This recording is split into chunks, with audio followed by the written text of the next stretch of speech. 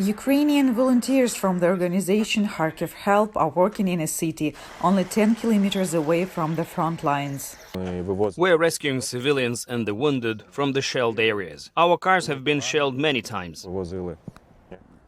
Before the war, Maslow was working as a clothing designer in Kiev, but after Russia invaded, he founded Kharkiv Help to help rescue civilians. On day 2 of the war, I signed up to join the volunteers. I was with my mother in Kharkiv, and at the time everyone was leaving the city. Hostilities were taking place. Russian tanks were entering the city and help was needed here. So I didn't go to Kiev. I stayed. The volunteers include 2 young men from the United States who met each other 10 years ago and have been friends ever since. 21-year-old Karsten came here in March.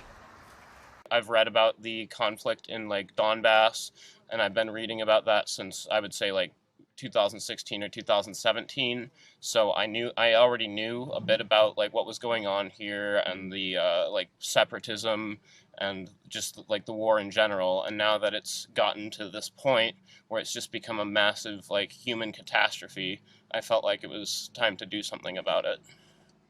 In September, 20-year-old Lucas joined Karsten in Ukraine.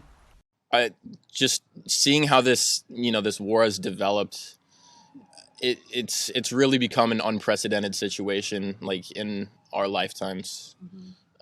And I just wanted to help in any way that I could. As Voice of America was filming this story, volunteers, including Karsten and Lucas, were tasked with removing a disabled woman out of the constantly shelled area. Voice of America is not naming the city, since Russian forces have targeted volunteer vehicles many times before. Are you ready? Let's go!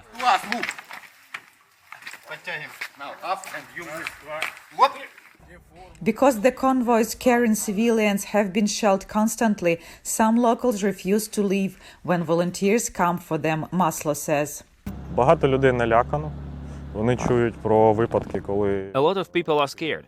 They hear about cases where civilians are shot. Some of them prefer to sit in terrible conditions underground and are afraid to move. 300 meters away, we have a bunker where about 15 elderly people are sitting. Local resident Maya runs to volunteers when she sees them. She wants them to pick up 2 disabled people from the hospital where she works. It'll be really cold soon, and they may freeze there and die.